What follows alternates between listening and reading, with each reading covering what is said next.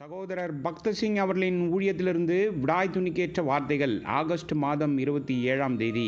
கேளுங்கள், அப்பொழுது உங்கள் சந்தோஷம் நிறைவாயிருக்கும்படி பெற்றுக்கொள்வீர்கள். யோவான் சுவிசேஷம் 16வது அதிகாரம் 24வது வசனம். கர்த்தரால் சொல்லப்பட்ட ஒவ்வொரு வார்த்தையும் கிருபையும் சத்தியமும் உடையதாய், ஆழமான ஆவிக்குரிய அர்த்தமும் நிறைந்ததாய் இருக்கிறது. அற்புதமான காரியங்களை பேசிய பல போதகர்கள் இருந்திருக்கிறார்கள். ஆனால் கர்த்தராய் இயேசு கிறிஸ்துவின் வார்த்தைகள் தனித்துவமானது.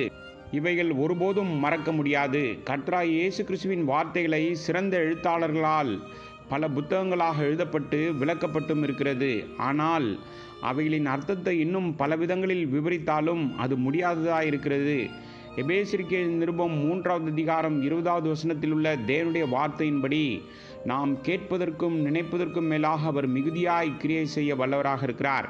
உதாரணமாக, ஒரு பாவி கர்த்தராய் இயேசு கிறிஸ்துவிடம் நடுக்கத்துடன் வந்து, ஆண்டவரே என்னை மன்னியும், என் பாவங்களுக்காக நான் வருந்துகிறேன் என்று சொல்லும்போது, ஆண்டவர் அப்படிப்பட்டவர்களை, என் மகனே, நான் உன் பாவங்களை மன்னிப்பது மட்டுமல்ல, என் முழு ராஜ்யத்தையும் உனக்கு தருவேன். உனக்கு என்ன தேவையோ அதை நீ என் கையிலிருந்து கேட்டு பெற்றுக்கொள் என்கிறார். நம்முடைய பிரச்சனை என்னவென்றால், நமக்கு எப்படி கேட்பது என்றே தெரியவில்லை. ஆண்டவருடைய சீஷர்கள் கூட 3 வருடங்கள் அவருடன் இருந்தபோதிலும் அவர்களுக்கு தெரியவில்லை. கர்த்தர் அவர்களிடம், இதுவரை நீங்கள் என் நாமத்தினாலே ஒன்றும் கேட்கவில்லை, கேளுங்கள், அப்பொழுது உங்கள் சந்தோஷம் நிறைவாயிருக்கும்படி பெற்றுக்கொள்வீர்கள் என்றார். அவரிடம் பல காரியங்களை கேட்டதாக சீஷர்கள் நினைத்து கொண்டிருந்தார்கள்.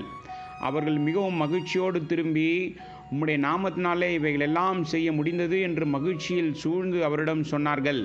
அப்பொழுது ஆண்டவர் சொன்னார், இதுவரை என் நாமத்தினால் நீங்கள் எதுவும் கேட்கவில்லை. வேறு வார்த்தைகளில் கூறுவதானால் அவர்கள் தங்கள் சந்தோஷத்தை பரிபூர்ணமாக்க முடியாத காரியங்களை மட்டுமே கேட்டார்கள்.